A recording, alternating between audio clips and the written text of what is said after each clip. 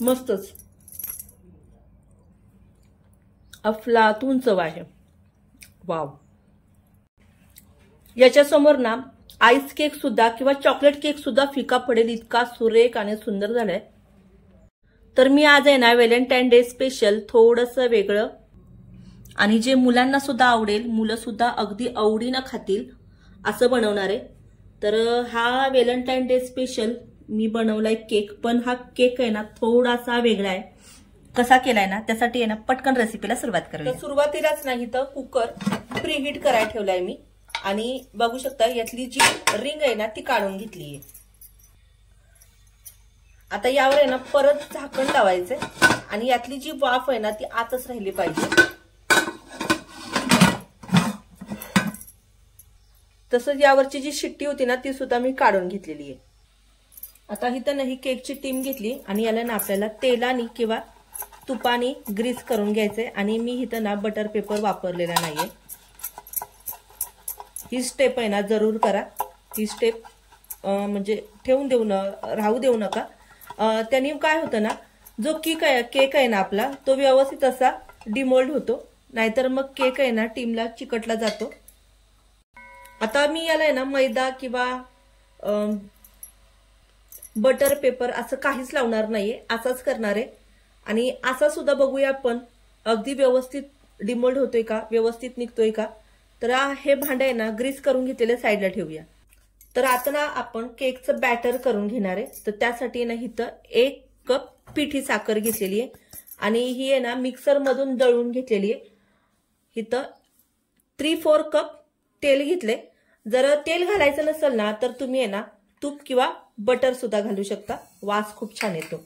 आता यामध्ये ना घट्टसर दही घेतलेले, आता हा विक्स घेतलाय आणि या विक्सने ना चांगलं मिक्स करून घ्यायचं। दही आणि साखर आणि तेल असा एक संधपणा आला पाहिजे याला।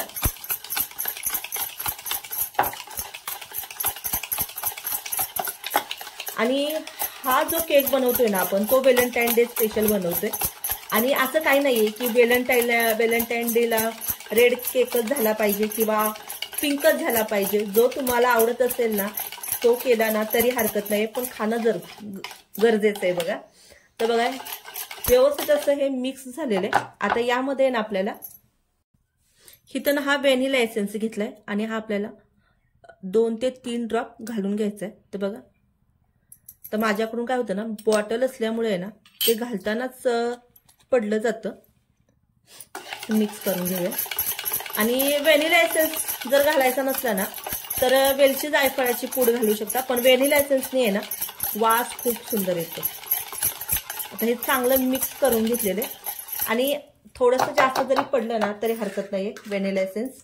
आता यामध्ये ना ही चाळण ठेवणार आहे मी। इथं 1 कप मैदा घेतलाय आणि हा मैदा आपल्याला चाळून घ्यायचा आहे। तर इथं ना मी बेकिंग सोडा किंवा बेकिंग पावडर न वापरता आपल्याला दुसरीच वस्तू घालायची। आता हा मिक्स करून घेऊया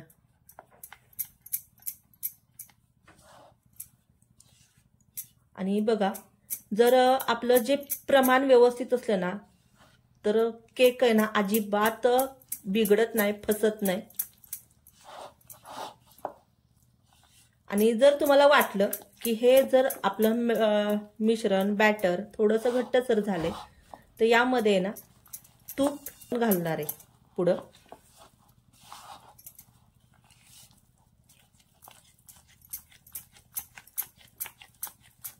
आता मला हे मिश्रण बघा थोडंसं घट्टसर झालंय वाटतंय, म्हणून इथं ना मी 2 चमचे दूध घालून घेणार आहे आणि एकदा मिक्स करून घेऊया।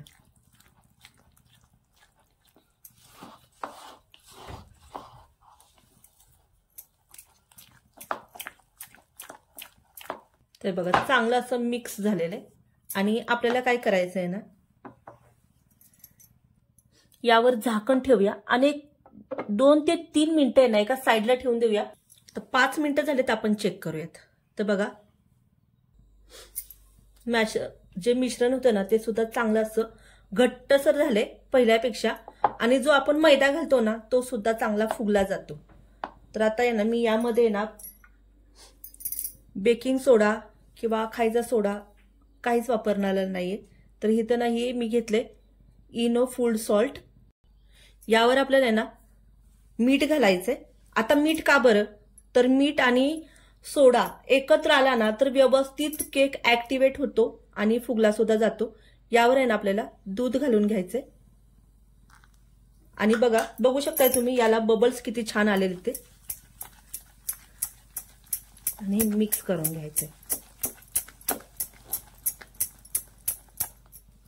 अगदी स्पॉन्ज होतो केक यामुळे।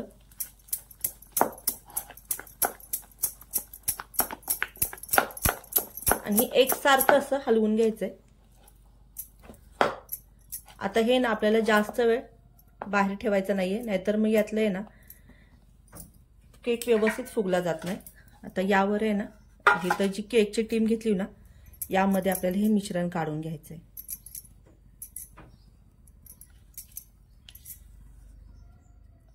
आणि बघा बऱ्याच जणांचा असा प्रॉब्लेम असतो की आहे ना बेकिंग सोडा किंवा बेकिंग पावडर किती घालायचं किंवा घातल्यानंतर जास्तच ओव्हर कुक होतो। तर त्यासाठी ना तुम्ही जर ते घालायचं जर कळत नसेल ना तर इथं ना तुम्ही इनो घातला ना तरी हरकत नाही। तर आपल्याला काय करायचं हे व्यवस्थित असं टॅप करून घ्यायचंय। जर यामध्ये ना एअर बबल्स असतील ते निघून जातील आणि केक व्यवस्थित सगळ्या साईडनी पसरला जातो आणि व्यवस्थित असा फुगला जातो। आता जे कुकर आहे ना तो काढूया। आता यावर आहे ना मी ही अशी वाटी ठेवून घेणार आहे आणि त्यावर ठेवणार ही केकची टीन व्यवस्थित अशी बसवून घ्यायची आहे। यावर आहे ना झाकण ठेवायचं आणि गॅसची फ्लेम आहे ना ही लोच ठेवायची आणि लो हीटवर आहे ना 30 ते 35 मिनिटं आणि जर नाही झाला तर 40 मिनिटं बेक करून घेऊया। आता आपण ओपन करूया ते बघा आणि केक शिजलाय का तो चेक करूया। ते बघा जो चाकू घालतोय ना आपण तो अगदी क्लीन निघतोय, कुठंही बॅटर चिटकत नाहीये। तर आता हे ना आपण काढून घेऊया आणि हा केक आहे ना मला कंप्लीट 40 मिनिटं लागलेत। तर थोडाफार वेळ लागू शकतो आणि 40 मिनिटांनंतर याने एक 10 मिनिटं कुकरमध्येच ठेवला आणि थंड करून घेतलाय, पूर्ण थंड करून घेतलाय। आता याच्या आहेत ना आपल्याला एजेस आणि बघू शकता एजेस आहेत ना आपोआप अशा रिकाम्या झालेल्या आहेत, फक्त आपल्याला असा कट लावून घ्यायचा आहे। आता इथं ही प्लेट घेतली, प्लेट आपल्याला यावर ठेवून घ्यायची आहे आणि हा केक आहे ना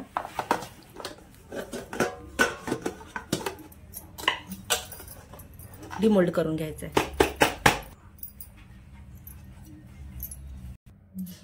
ते बघा छान असा मऊसूत झालेला आहे, जितका दाबतोय ना तितका छान असा दबला जातोय। आता आपल्याला आहे ना हा आणि खरंच वास सुद्धा खूप सुंदर सुटलाय। तर आहे ना ह्या प्लेटमध्ये काढून घेतलाय आणि बघू शकताय अगदी स्पॉन्ज असं झालेलं आहे। वास म्हणाल ना तर वास खरंच खूप सुंदर सुटलाय आणि याला ज्या एजेस गेलेत ना हे एजेस वरूनच कळतं की केक व्यवस्थित बेक झालेला आहे। आता इथं ही टूथपिक घेतलीये आणि आपल्याला काय करायचे याच्यात ना असे होल करून घ्यायचेत।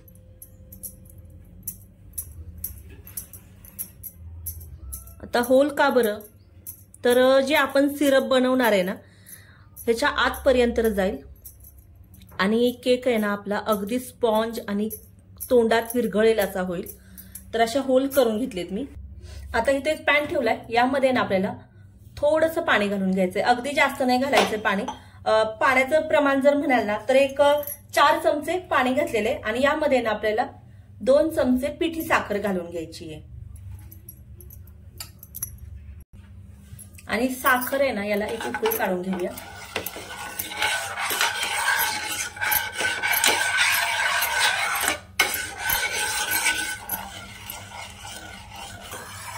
बघा पाण्याला उकळी आली, आता हे ना एका साईडला ठेवूया आणि तुम्हाला ना मी याची जाळी दाखवते। बघा जाळी किती सुरेख अशी पडलेली आहे आणि मेन आहे ना, जाळीवरूनच कळतो की केक कसं झालाय तो. तर इथून ना थोडासा माझा हात लागला आणि केक थोडासा हे झाला, पण काय खाणारच आहे आपण.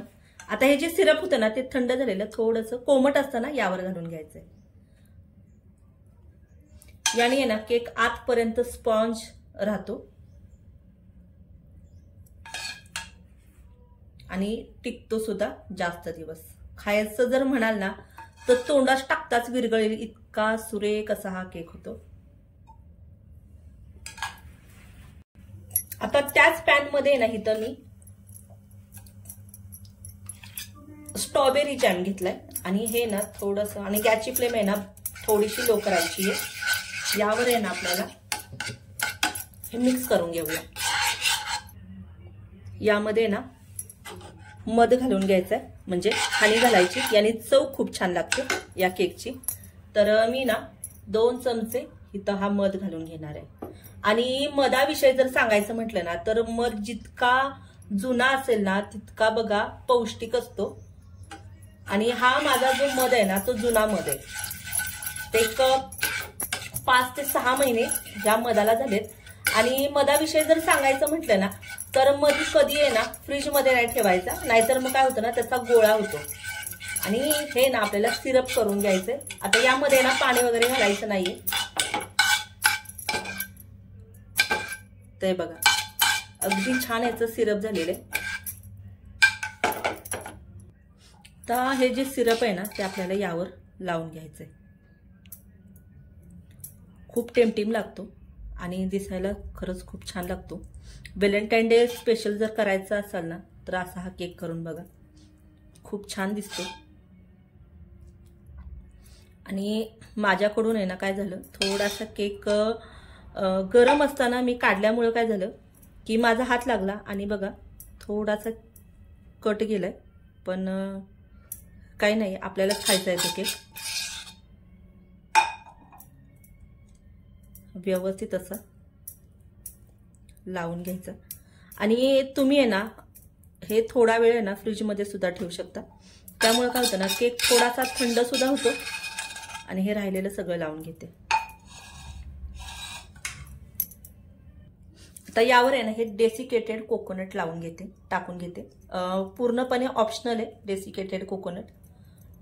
लावायचं असेल तर लावू शकता, नाहीतर मग कोणताही आहे ना पिस्ता, बदाम याचा क्रश सुद्धा टाकू शकता.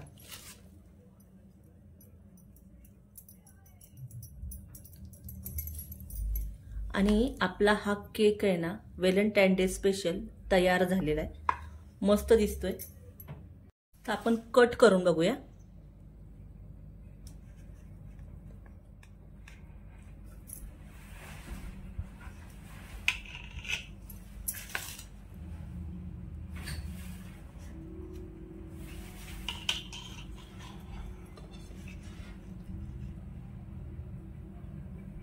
मस्त झालंय.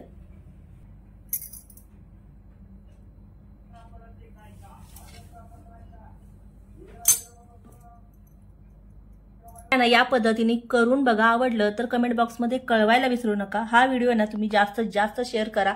असा आहे ना हनी केक सगळ्यांना जमेलच आणि जमणारच. अगदी सोप्या पद्धतीने केलेला आहे.